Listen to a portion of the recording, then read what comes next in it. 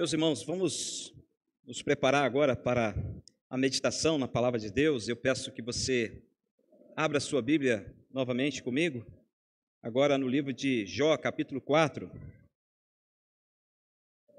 Jó, capítulo 4, nós vamos ler do versículo 1 até o versículo 5.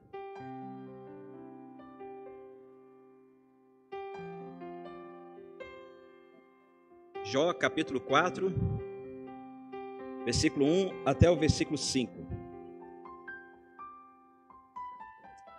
Eu vou ler, os irmãos acompanhem a leitura da palavra de Deus, que diz assim: Então respondeu Elifaz, o temita, e disse: Se intentar alguém falar-te, enfadar-se-ás? Quem, todavia, poderá conter as palavras? Eis que tens ensinado a muitos, e tens fortalecido mãos fracas. As tuas palavras tens sustentado aos que tropeçavam, e os joelhos vacilantes tens fortificado. Mas agora, em chegando a tua vez, tu te enfadas, sendo tu atingido, te perturbas. Até aqui a leitura da palavra de Deus. Vamos orar mais uma vez. A sua oração, peça a Deus para falar ao seu coração. Peça a Deus para tirar toda distração, toda pressa, toda ansiedade, e fale com o Senhor: Senhor, abra o meu coração, Espírito Santo, ilumine a minha mente, aquieta o meu espírito, para que eu possa ouvir e entender a sua voz e a sua palavra. Ore também por mim, para que Deus me ajude, me capacite, para que eu possa transmitir a palavra do Senhor, segundo a vontade de Deus. Oremos. Deus, obrigado, porque nós já oramos, já lemos a sua palavra, já entoamos louvores ao Senhor, e agora, Deus, estamos diante da sua palavra viva, eficaz, poderosa, capaz, ó Deus, de transformar vidas, e pedimos ao Senhor que venha com seu Espírito Santo, ilumine a nossa mente, quebrante o nosso coração, para que possamos ouvir, Senhor, a sua palavra e guardá-la em nosso coração e praticá-la para a glória do Senhor Jesus. Abençoe cada um que está aqui, aqueles que estão nos acompanhando pela internet, que o Senhor também os visite com a sua graça e misericórdia, e ajuda-me, Senhor, também a vencer minhas limitações, minhas dificuldades, para que eu possa, Senhor, expor a sua palavra de forma tal que seja somente a sua palavra. É o que eu peço e oro no nome de Jesus. Amém. Meus irmãos, o título da mensagem hoje é Entendendo o Sofrimento, se é que nós conseguimos entender o sofrimento. E é fato que uma das perguntas mais feitas ao longo da história é: por que nós sofremos? Por que nós passamos por dores? Por que experimentamos situações difíceis? Por que coisas ruins acontecem com pessoas boas? Às vezes nós estamos em casa, no trabalho, ou vivendo um momento sem muita formalidade, e somos surpreendidos com uma notícia triste de que uma pessoa tão boa, que estava entre nós, que compartilhou tanta coisa, que se doou e de repente foi ceifada pela morte de uma forma trágica. Ou que talvez, mesmo não tendo morrido, ficou com sequelas terríveis. E as perguntas são inevitáveis. E uma delas é essa: por que coisas ruins acontecem a pessoas boas? E quando nós falamos de sofrimento, é impossível nós não lembrarmos da vida e da história de Jó, este homem que é para nós um grande exemplo de uma pessoa que passou por tantas coisas, mas que no final nós vimos o quanto que Deus operou na vida deste homem, através de uma experiência dolorosa, triste, mas que no final trouxe uma grande manifestação da graça de Deus. O sofrimento de Jó abrangeu 4 dimensões do ser humano: a psíquica, a mental, a social e também a espiritual. E com esse exemplo do sofrimento de Jó, nós podemos aprender então que o sofrimento, ele pode vir de uma doença, ele pode vir de uma perda, de uma injustiça, ou então de um ato violento contra nós, da expressão de ódio contra nós, ou da inveja, ou do desamor. E essas questões, elas estão envolvidas nas questões metafísicas, que são aquelas questões que nós procuramos entender o porquê e tentar achar a origem, mas também elas estão relacionadas com as questões morais e também com as questões corporais. O fato é que a dor e o sofrimento, irmãos, são experiências únicas, próprias, intransferíveis, e que se elas estiverem direcionadas e determinadas por Deus, a nós, outra pessoa não irá experimentar, somos nós mesmos. E algumas pessoas acabam passando por um período de sofrimento mais extenso, mais agudo, mais difícil. Outras acabam tendo uma experiência mais breve e mais leve, mas não deixa de ser um sofrimento, não deixa de ser uma dor. Por outro lado, nós também temos que olhar do lado positivo, porque todo sofrimento e toda dor tem o seu propósito. E um dos propósitos, porque nós passamos por sofrimento, é porque através de um sofrimento também existe o caminho da santificação. Que quando nós sofremos, nós também olhamos para nós e nos declaramos de fato impotentes, pequenos, insuficientes diante da grandeza das complexidades da nossa vida, e então recorremos àquele que é poderoso para todas as coisas. Ao olhar para trás, nós sabemos que muitos servos de Deus passaram e ainda passam pela dor, e alguns exemplos que nós não podemos deixar de mencionar aqui. Nós temos José, nós temos Elias, nós temos Paulo e o próprio Jesus Cristo, que sofreu algo que nossa mente não tem condições de delimitar. De modo, irmãos, que antes de nós sabermos como lidar com o sofrimento, é importante nós entendermos o sofrimento. Nós entendemos a razão, o propósito e quais são as implicações práticas que nós podemos observar e aprender à luz desse tema. Então, por isso, eu quero convidar você a estar bem atento em relação a 3 verdades que eu gostaria de compartilhar aqui à luz desse tema com a igreja. Em primeiro lugar, o primeiro ponto, a primeira verdade que nós podemos tirar aqui desse tema é que o fato de você ser uma pessoa boa não te isenta de experimentar coisas ruins. Essa é a primeira verdade que nós precisamos colocar em nosso coração.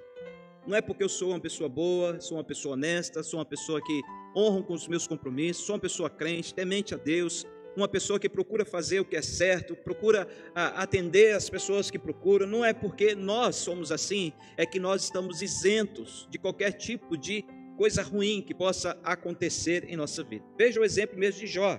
Se você voltar aí no capítulo 1, você vai ver que o próprio Deus dá um testemunho acerca de Jó.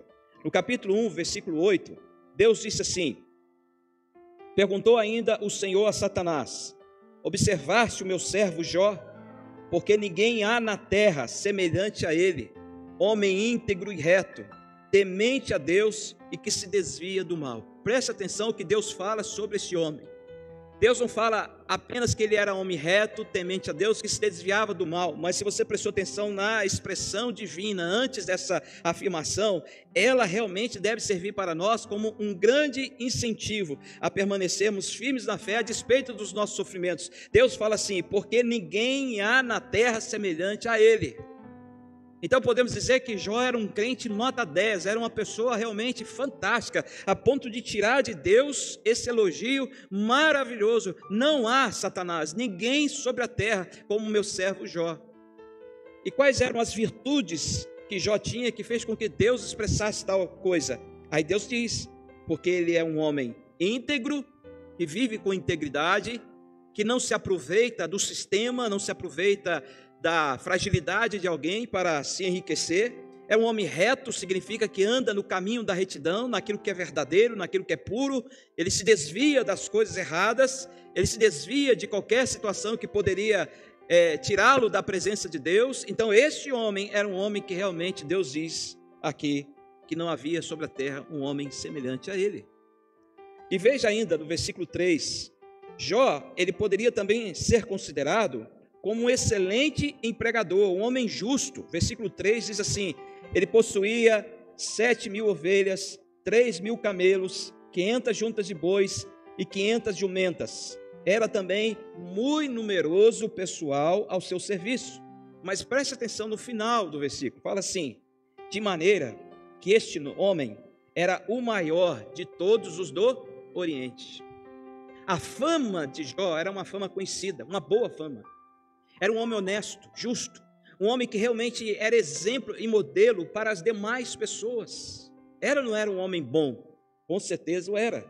Mas veja ainda, versículo 5 do capítulo 1 de Jó, diz que ele também era considerado como um excelente pai de família, como um excelente marido, como um excelente pai que educava e ensinava seus filhos nos preceitos de Deus. Versículo 5, decorrido o turno de dias de seus banquetes, chamava Jó a seus filhos e os santificava. Apenas quem é santo pode santificar alguém. Então Jó era um homem santo, separado por Deus e para Deus, e a sua santidade era capaz de santificar também os seus filhos. Levantava-se de madrugada e oferecia holocaustos, segundo o número de todos eles, pois dizia: talvez tenham pecado os meus filhos e blasfemado contra Deus em seu coração. Assim o fazia Jó continuamente. Um excelente pai, um excelente marido, um excelente empregador, um excelente amigo, enfim, uma ótima pessoa. Mas Jó foi acometido de um grande sofrimento. Pode ser que você tenha passado por algum tipo de sofrimento na sua vida e que em algum momento você tenha questionado Deus. Deus, mas eu sou uma pessoa tão boa, eu sou uma pessoa tão honesta, tão íntegra, eu sou uma pessoa respeitosa, eu sou uma pessoa que procuro ajudar as pessoas. Então, Deus, por que eu estou sofrendo? Por que esse sofrimento sobre a minha vida? Talvez foi a pergunta que José fez quando seus irmãos, invejosos, traíram José, venderam José, tiraram José da casa de seus pais. José foi levado para o Egito, foi trabalhar como escravo na casa de Potifar. E ali ele foi acusado injustamente e foi preso injustamente e ficou 13 anos da sua vida injustamente preso. E na prisão ele ajudou pessoas, e pessoas a quem ele ajudou esqueceram de José, e José continuou ali, debaixo daquele sofrimento. Talvez José também em seu coração perguntou: Deus, o que eu fiz de errado? Eu sou uma pessoa tão boa, eu respeitava meus irmãos, eu respeitava meus pais, por que o Senhor está me permitindo tal coisa? Talvez tenha sido também a pergunta do profeta Elias, um homem que realmente impressionou e impactou a sua geração, o profeta que mais fez milagres em toda a história profética, que andou com Deus fielmente, mas que sofreu tanto que a ponto de pedir para si a morte. Ele disse: basta, eu não quero mais viver. Mas era um homem que há momentos antes havia realizado um grande milagre. Ele orou e fogo caiu do céu e os profetas de Baal foram destruídos, e de repente ele foge da presença de uma mulher, cai em depressão e desgosto a ponto de pedir para si a morte. Talvez foi a pergunta do apóstolo Paulo, quando por 3 vezes ele orou ao Senhor, pediu a Deus que tirasse da sua carne o espinho, mas Deus não atendeu, Deus não tirou. Deus permitiu que ali estivesse, mas disse para Jó: a minha graça te basta, porque o poder se aperfeiçoa na fraqueza. Então nós podemos concluir e aprender com esses exemplos que o sofrimento que Deus permite sobre nós é para nos humilhar, para nos destruir e nos refazer segundo a sua vontade, para tirar de nós todo orgulho e para ouvir o que Deus disse para Paulo e também guardar em nosso coração: Deus, que a sua graça possa me bastar, pois é isso que eu preciso. Mas veja o maior de todos os exemplos para nós, Jesus. E o próprio Jesus, que sofreu o que sofreu e a ponto de estar na cruz, vendo a morte, ele faz uma pergunta para Deus: Deus meu, o quê? Por que me desamparaste? A dor era grande, o sofrimento era tamanho, que Jesus Cristo externou seu sentimento para mostrar que ele, como homem, perfeitamente homem, estava sofrendo uma dor intensa que nenhum de nós jamais sofreu e jamais sofrerá. Mesmo sendo Deus, Jesus sofreu todo tipo de dor no mais alto grau. Foi rejeitado, perseguido, maltratado, crucificado, morto, mas graças ao poder de Deus ressuscitou e Ele está aqui. Meus irmãos, todos esses exemplos, é claro, com exceção de Jesus, porque não podemos comparar Jesus aos exemplos que eu citei, como José, Paulo e Elias, nós podemos ver que essas pessoas eram pessoas de virtudes, pessoas que tinham qualidades maravilhosas, pessoas que eram classificadas como pessoas boas, mas Deus não isentou essas pessoas de sofrimento e dor. Pode ser que nesse exato momento há irmãos nossos na fé que estão desanimados, estão angustiados, estão desistindo da vida com Deus, porque estão sofrendo e não conseguiram entender a lógica e o propósito do sofrimento da sua vida. Que Deus, da sua bondade, Ele mesmo deixando que venhamos a passar por sofrimento, mas a palavra de Deus diz que Deus jamais nos desampara, Deus jamais nos abandona, Deus não está inerte e Deus não está indiferente à sua dor e o seu sofrimento. Nós devemos pegar o que Davi escreveu no Salmo 23 e interiorizar no nosso coração e não apenas na nossa mente, quando Davi disse: ainda que eu ande pelo vale da sombra da morte, ainda que eu experimente uma dor terrível, um sofrimento sem igual, eu sei que eu estou seguro, porque o meu Deus está comigo. E é isso que nós também precisamos colocar no nosso coração. Então você é uma pessoa boa? Amém, glória a Deus. Você está sofrendo? Amém, glória a Deus. Porque quando nós sofremos, nós nos aproximamos mais de Deus. Essa deve ser a lógica do sofrimento. E essa é a primeira verdade. Então não é porque você é uma pessoa boa que você está isenta de sofrimento. Guarde isso no seu coração. A segunda verdade aqui, capítulo 4 de Jó. Vamos para o capítulo 4. O fato de você estar passando por coisas ruins não faz de você uma pessoa ruim. Essa é a segunda verdade. Veja, olha só o que ele faz. Um dos 3 amigos de Jó disse para Jó. Veja as coisas que Jó fez para ajudar outras pessoas. Tu tens ensinado a muitos. Tem sido professor de escola dominical, tem sido líder de pequenos grupos, tem ministrado louvores, tem ministrado estudos bíblicos, tem até pregado na sua igreja. Você tem ensinado a muitos. E olha mais o que ele diz: você tem fortalecido mãos fracas, aquelas pessoas, aqueles irmãos que te procuram para dizer assim: amigo e amiga, ou então irmão e irmã, eu estou tão desanimado, estou tão fraco. E aí você dá uma palavra de incentivo, você injeta um novo ânimo, você fala uma palavra poderosa e aquilo entra no coração da pessoa e a pessoa se reanima. Eu tenho certeza que muitos aqui já fizeram isso com outros e outros já fizeram isso com você também. E veja mais, ele diz assim: as tuas palavras têm sustentado aos que tropeçam. Aquele momento de uma admoestação, aquele momento de uma exortação amorosa, aquele momento em que você percebe que o irmão, a irmã está caminhando por um caminho que não agrada a Deus, então você vai lá e sustenta, traz de volta para os caminhos do Senhor. E nota, ele diz mais: os joelhos vacilantes você tem fortificado. Ou seja, é quando o desânimo cai de vez, e aí você está ali animando, encorajando. Então nota que Jó, de fato, era uma pessoa muito boa. Ele tinha feito muitas coisas boas para outras pessoas. Então, o que nós aprendemos aqui? Nem todo sofrimento é obra de pecado na nossa vida.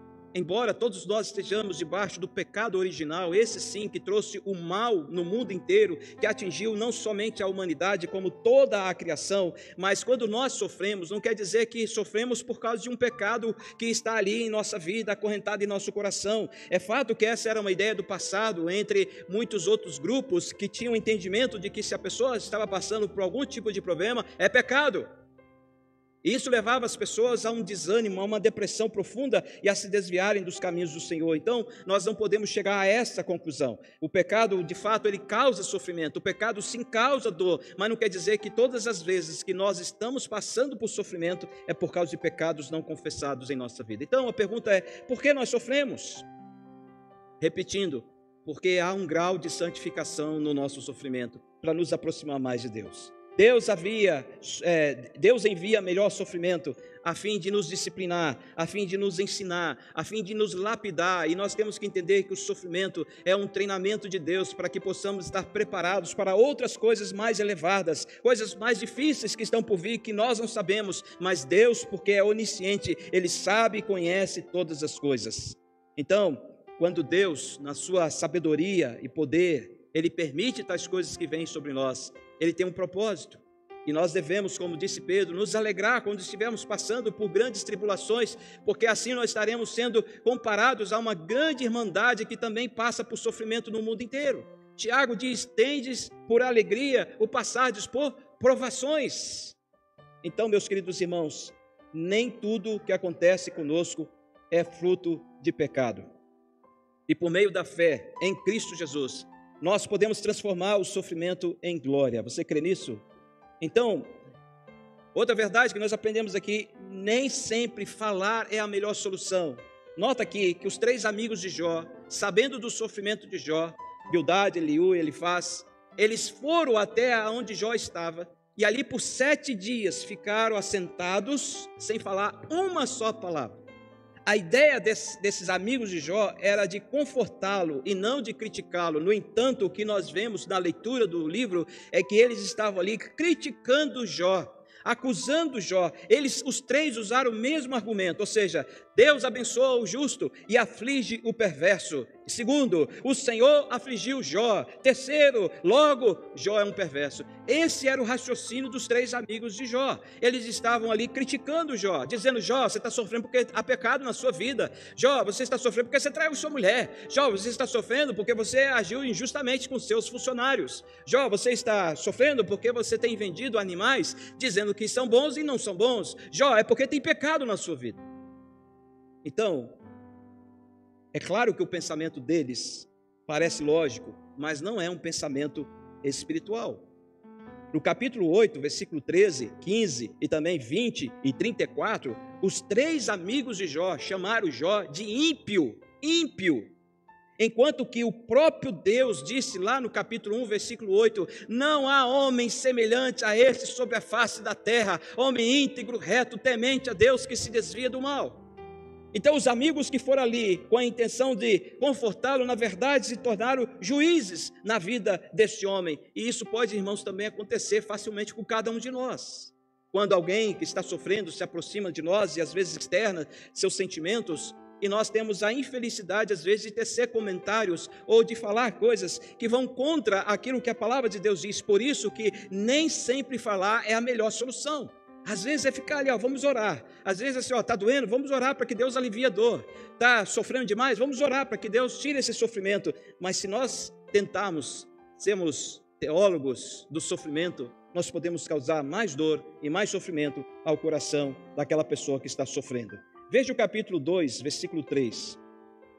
O que nós vemos aqui é que enquanto os amigos de Jó estavam acusando Jó de pecado, Deus em nenhum momento acusou Jó de pecado. Capítulo 2, versículo 3 diz assim: perguntou o Senhor a Satanás: observaste o meu servo Jó? Porque ninguém há na terra semelhante a ele, por homem íntegro e reto, temente a Deus e que se desvia do mal. Ele conserva a sua integridade, embora me incitasses contra ele, para o consumir sem causa. Deus está dizendo para Satanás: eu não tenho motivo nenhum de provocar um sofrimento na vida de Jó. Jó não tem nada contra ele que possa me incitar a ira contra ele. Por que eu faria tal coisa? Então nota aqui uma coisa, irmãos.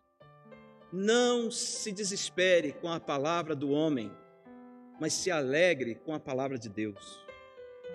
Não dê tanto valor que os homens falam a seu respeito, que as pessoas falam a seu respeito quando você estiver sofrendo.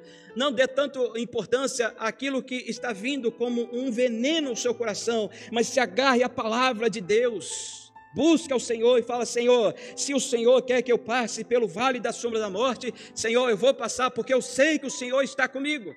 Senhor, se esse espinho na carne vai continuar me incomodando, me ferindo, me entristecendo, mas se o Senhor prometer que vai estar comigo, como a sua palavra promete, Senhor, então vamos junto. Deixa esse espinho para o lado, vamos para frente. E às vezes nós damos tanta importância, aquelas palavras maldosas que vêm contra nós. E aquilo vem como uma espada, vem como um punhal venenoso. Então, se isso acontecer com você, imediatamente você ora em espírito e fala assim: está repreendido em nome de Jesus. Está repreendido. Porque eu sei em quem tenho crido. Estou bem certo que é poderoso para guardar o meu tesouro até o dia final. Eu sei que aquele que morreu na cruz por mim me redimiu e anulou de sobre mim toda e qualquer condenação. Eu não estou mais debaixo de nenhuma escravidão do pecado. Eu sou livre. Então não deixe colar na sua vida, no seu coração, palavras que não acrescentam nada na sua vida. Então veja, a única coisa que Deus aqui, mais para frente no livro, vai repreender Jó, é porque Jó não estava percebendo a grandiosidade do Senhor e estava tentando confiná-lo a um argumento pequeno que Jó estava tentando usar para convencer Deus. Então por isso que os argumentos dos amigos de Jó foram todos rejeitados pelo Senhor. Então, outra coisa importante, é fato que conforme o capítulo 4 aqui, nós podemos chegar a essa conclusão, no versículo 5, quando diz assim: mas agora, em chegando a tua vez, tu te enfadas, sendo tu atingido, te perturbas. O que nós podemos ver aqui, irmãos, é que nenhum de nós está preparado para o sofrimento. Alguém aqui está preparado para o sofrimento? Nenhum de nós. Nós até podemos dizer agora que estamos confortáveis, que não estamos doentes, não estamos em perigo, não estamos necessitados de coisa alguma, estamos num ambiente seguro. Nós podemos dizer, eu estou, pode vir o que vier, eu estou pronto, mas no dia que vier, o que acontece conosco? Acontece conosco o que aconteceu com Jó. Jó era um homem íntegro, reto, temente a Deus, homem bom, homem que tinha todas as virtudes que realmente valem a pena ser buscados por nós, mas a Bíblia diz assim, chegou a sua vez, Jó. E agora, Jó? É assim que você vai reagir, Jó? É dessa forma aí, Jó? Então, e você lendo o livro, você vai ver que Jó, ele reagiu de diversas formas. Então, Jó sofreu. No entanto, não foi porque ele era um homem ruim. E como eu disse, coisas ruins acontecem a pessoas boas. E não é porque você está passando por coisas ruins, é que você é uma pessoa ruim. Mas é porque o pecado trouxe sobre nós, de modo geral, o sofrimento e a dor. Então, nós somos limitados. Nós não conseguimos compreender totalmente os caminhos do Senhor, e muitas vezes então nós fazemos perguntas e questionamos Deus de muitas maneiras, mas nós precisamos ter a nossa mente e o nosso coração voltado para o Senhor. Jó, ele sofreu tanto que no capítulo 6 e capítulo 6, versículos 6 e 7, do versículo 8 até o versículo 13, a Bíblia fala que Jó, ele perdeu o gosto pela vida, ele pediu para si a morte, ele já não estava mais conseguindo viver, é fato, né? Tendo seus filhos morrido, todos os seus bens dissipados, a sua esposa disse para ele negar a Deus e morrer. Ele estava tomado de furúnculos e também de chagas da cabeça aos pés. Ele já não tinha dentes na boca, sua boca fedia, né? Sua fala fedia. As pessoas já não queriam mais estar próximo daquele homem que influenciava todo o Oriente, que as pessoas tinham inveja dele, que tinham como uma grande referência, mas agora está num estado deplorável. E Jó então chega ao ponto de dizer assim, basta, eu não quero mais viver. Dá um fim, Senhor, isso tudo. Jó reagiu então, fazendo a Deus perguntas acusatórias. Foram 16 perguntas que Jó fez a Deus, e Deus viu que Jó, naquele momento, através das suas perguntas, estava acusando Deus de ser injusto. Jó estava apresentando a Deus as suas credenciais, dizendo, ora Deus, eu não sou homem íntegro, reto, temente a Deus, por que o Senhor pegou tão pesado assim comigo? Jó então estava dizendo para Deus, o Senhor podia ter feito uma coisa mais leve, o Senhor podia agir de uma forma diferente, e Deus então está dizendo, olha, você está por fora.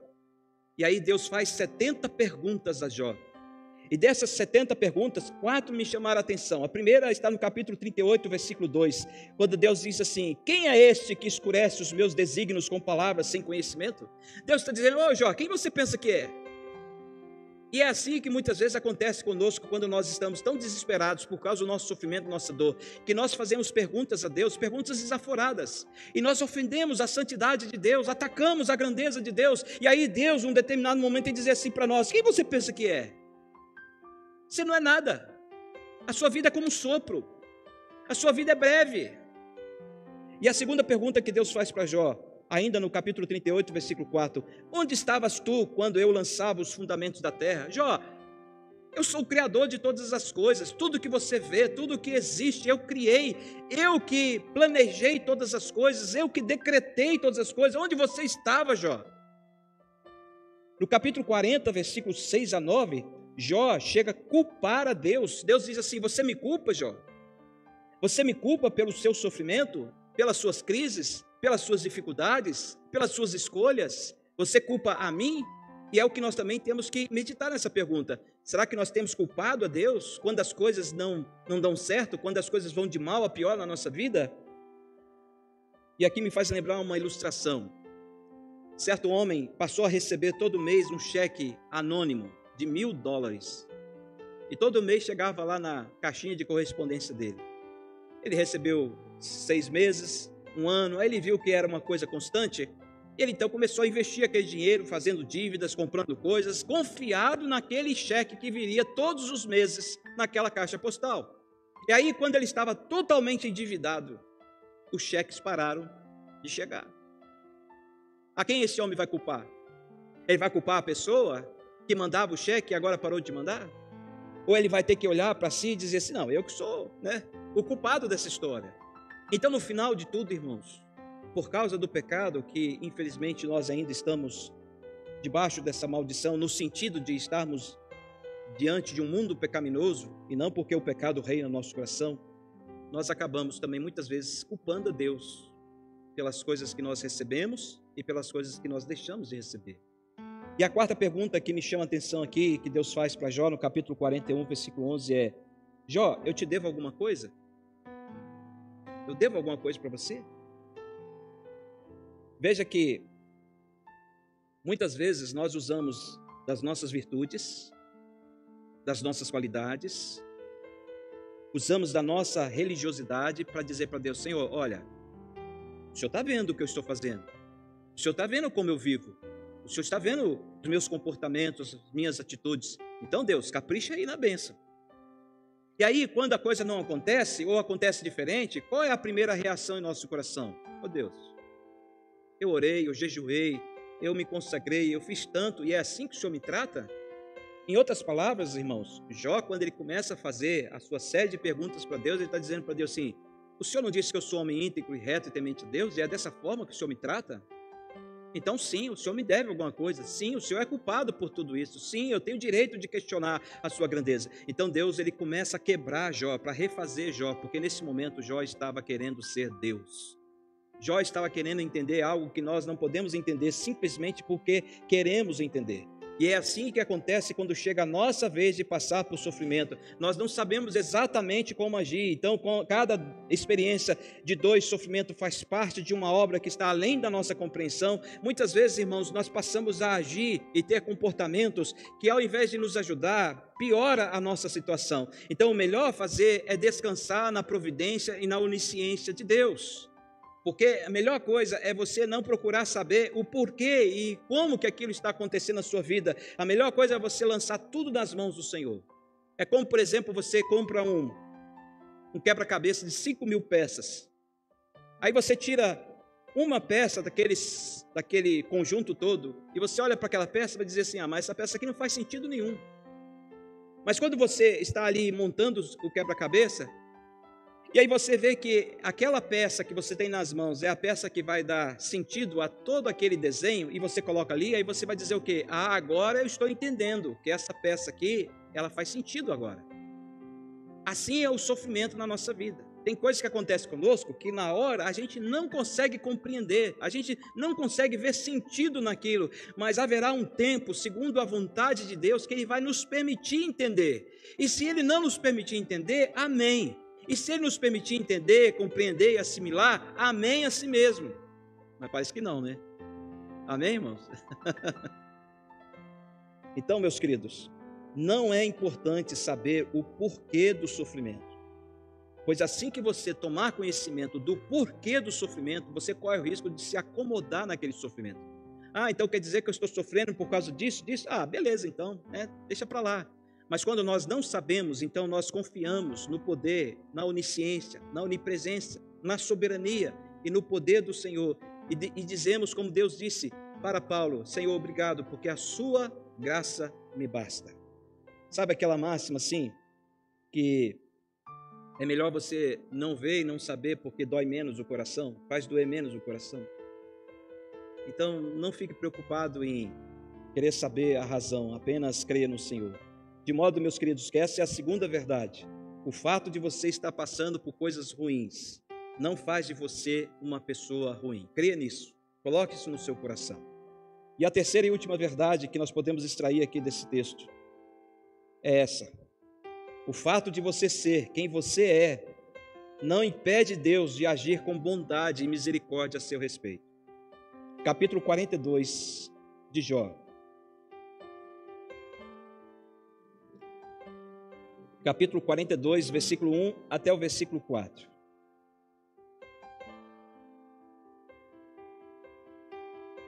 Diz assim: Então respondeu Jó ao Senhor: Bem sei que tudo podes, e nenhum dos teus planos pode ser frustrado. Quem é aquele, como disseste, que em conhecimento encobre o conselho, e sem conhecimento encobre o conselho? Na verdade, falei do que não entendia, coisas maravilhosas demais para mim, coisas que eu não conhecia. Escuta-me, pois, havias dito, e eu falarei. Eu te perguntarei, e tu me ensinarás. Continuando, diz: Eu te conhecia só de ouvir, mas agora os meus olhos te veem. Por isso me abomino e me arrependo no pó e na cinza. O que nós vemos aqui agora não é mais um Jó orgulhoso, não é um Jó mais que está acusando a Deus, mas é um Jó renovado, um Jó quebrantado, um Jó que está restaurado por Deus de dentro para fora. O mais importante aqui agora na vida de Jó não era ele recuperar todos os seus bens, até porque ele não tinha ideia que essas coisas iriam acontecer. Não é recuperar os seus filhos ou outros filhos maravilhosos que o Senhor deu para ele. Jó também não tinha essa noção dessas coisas, mas Jó ele estava ciente agora de que algo novo e profundo aconteceu na vida dele, houve uma restauração maravilhosa. Ele já não é mais um homem autossuficiente, arrogante, já não se passa mais como um homem orgulhoso, já não é mais quem acusa o eterno pelas suas dores e pelos seus sofrimentos, mas ele agora é um homem quebrantado, um homem restaurado. É assim que Deus age na vida de uma pessoa, quando essa pessoa se humilha na presença dele. É assim que Deus faz na vida de uma pessoa, quando essa pessoa, embora diante de grande sofrimento e dor, ela reconhece que tudo aquilo ali é passageiro e que o seu Deus é maior que a sua dor, o seu Deus é maior que o seu sofrimento, o seu Deus é capaz de, com uma só palavra, tirar toda aquela situação e trazer uma nova esperança, uma nova alegria e uma nova paz. Não há mal que Deus não possa reverter em bem, creia nisso, não há. Nós muitas vezes queremos colocar limites para Deus, mas Deus ele age independente da ingratidão do nosso coração. Independente daquilo que nós ofertamos ao Senhor, como reagimos a Ele, Deus não leva em conta os nossos pecados na ignorância. Por isso, por causa de sua bondade e misericórdia, Ele traz algo novo na nossa vida. Veja o versículo 10 do capítulo 42. Quando Jó então se colocou nessa situação diante de Deus, se despiu de toda a sua autossuficiência, de todo o seu orgulho, nota o que a palavra do Senhor diz: mudou o Senhor a sorte de Jó, quando este orava pelos seus amigos. Vamos ler? E onde aparece aí o nome Jó, mude pelo seu nome, tá bom? Nós vamos só ler essa frase: mudou o Senhor a sorte de Jó. Aí quando chegar no nome de Jó, você põe o seu nome e fala alto isso. Vamos lá? Já. Mudou o Senhor a sorte. Eu só ouvi do Tiago. Deus te abençoe, Tiago. Vamos de novo? Mudou o Senhor a sorte. Isso. Você tem que dizer isso para Deus. Obrigado, Deus, porque o Senhor mudou a minha sorte. O Senhor tirou o sofrimento, o Senhor me capacitou, me fortificou, o Senhor firmou os meus joelhos, fortificou as minhas mãos. Não importa se o espinho continua ali, não importa se aquela doença continua ali a bater na minha porta, não importa se aquele tratamento eu vou ter que fazê-lo por muitos e muitos anos. Importa saber que pela fé eu creio, o Senhor já mudou a minha sorte. Então nós temos que liberar palavras, irmãos, de fé e dizer palavras de vitória no nome de Jesus. Senhor, obrigado porque o Senhor mudou a minha sorte. Eu era um pecador, eu era um amante do pecado, eu estava desviado dos seus caminhos, eu estava amando as coisas imorais, impuras, as venenosas, aquelas que entristecem o seu coração, mas o Senhor mudou a minha sorte. Senhor, eu estava aprisionado pelo pecado, Senhor, sobre mim estava a condenação da morte, Senhor, eu estava destinado ao inferno, mas o Senhor mudou a minha sorte. Não há sofrimento pior, irmãos, em toda a história de qualquer pessoa, que viver longe da presença de Deus e de viver eternamente no inferno. Então, o único inferno que os crentes terão nesse mundo é o sofrimento, enquanto que aqueles que vivem sem Deus neste mundo terão um inferno para sempre. De modo que o Senhor muda a nossa sorte. Veja de novo o caso de José. José passou pelo que passou, sofreu o que sofreu, mas ele disse no capítulo 50, versículo 20: vós, na verdade, intentaste o mal contra mim, porém Deus o tornou em bem, para fazer, como vedes agora, que se conserve muita gente em vida.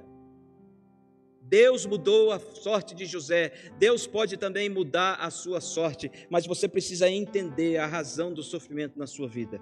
Deus também disse para Elias, este homem também foi honrado por Deus, embora tenha caído em depressão, caiu em tristeza, ficou escondido na sua caverna, mas a palavra de Deus diz que este homem, indo eles andando e falando, eis que um carro de fogo, com cavalos de fogo, os separou um do outro, e Elias subiu ao céu num redemoinho, numa carruagem de fogo. Como você quer subir para o céu? Como? Se você pudesse escolher. Uma carruagem de fogo, ia ser top, não ia? Já pensou? Você está numa avenida, cheia de gente, aí você fala assim, pessoal, seguinte, agora eu vou subir. Aí lá vem aquela carruagem. Aí, é um pássaro, é um avião, é o Superman? Não, é a carruagem de Deus. E ela passa rasante assim no chão e te pega. Não é espetacular? Mas aí ia criar muita inveja para os outros, né? Mas com certeza, irmãos, o que eu vejo aqui é Deus honrando este homem chamado Elias. Elias não passou pela morte. Elias foi trasladado pela glória de Deus. Paulo, Deus o honrou, tornando o maior embaixador do cristianismo, nome mais citado em toda a história pós-Cristo do que depois do nome de Jesus. Então, na história cristã, é o nome de Jesus, em primeiro lugar, em segundo lugar, o nome de Paulo. Porque ele não somente foi um embaixador do cristianismo, como ele deixou também para o cristianismo e para a igreja cristã inúmeros legados maravilhosos. São 13 cartas aqui que até hoje impactam a vida de muitas pessoas. Essa palavra maravilhosa que é a palavra de Deus. Deus mudou a sorte de Paulo e fez de Paulo um homem honrado em toda a história. A Jó, Deus o honrou, restaurando a sua saúde, sua família, seus filhos, seus bens. Isso prova que Deus, de fato, ama os seus filhos e não os abandona, mas Ele é capaz de mudar a sorte de cada um deles. Meus irmãos, o que nós podemos concluir à luz disso tudo é que o sofrimento e a dor presentes na vida de cada pessoa não significa derrota ou fracasso. Não significa derrota ou fracasso. A geração de hoje, essa geração que está aí vivendo apenas de emoções temporárias, passageiras, elas, quando vê alguém sofrendo, falam assim, esse aí está por fora, esse aí não influencia ninguém, esse aí não vai ter seguidores, esse aí, pode esquecer se você está querendo ser um influenciador. Imagine se os nossos apóstolos vivessem nos dias de hoje. Veja, João foi preso em Patmos, Pedro crucificado de cabeça para baixo, André torturado antes de ser crucificado, Mateus passou pelo fio da espada, ou seja, foi cortado do peito até lá embaixo. Tomé morreu com flechadas. Tiago, o maior, morreu decapitado. Tiago, o menor, foi apedrejado até a morte. Judas Tadeu morreu por causas violentas. Segundo um especialista, um estudioso, diz que ele foi linchado até morrer. Mas sabe a diferença? É que quando esses e os filhos de Deus sofrem, e eles passam por esse momento tão difícil e chegam a morrer, lá no céu, os anjos estão aplaudindo, porque sofrer por Jesus nos torna semelhantes a Jesus. Foi o que Paulo disse para nós, e é o que Pedro, na sua primeira carta, capítulo 4, 15, diz assim: se vocês são insultados por causa do nome de Cristo, felizes são vocês, pois o Espírito da glória, o Espírito de Deus, repousa sobre vocês. Então, que nós possamos entregar a nossa vida nas mãos do Senhor e agradecer, porque mesmo que estejamos sofrendo, o Senhor está ao nosso lado. Mesmo que estejamos passando por dores, Deus está conosco. Mesmo que estejamos andando pelo vale da sombra da morte, o Senhor está ali ao nosso lado. Portanto, não desanime. Não se entristeça. Não interrompa a sua jornada. Não culpe a Deus. E não exija nada de Deus. Apenas coloque no seu coração essas palavras: Senhor, obrigado, porque a sua graça me basta. Eu quero cantar com a igreja um hino que nós cantamos aqui várias vezes, e ele sempre é um hino que sempre fala no meu coração: sossegai, mestre, o mar se revolta, e as ondas nos dão pavor.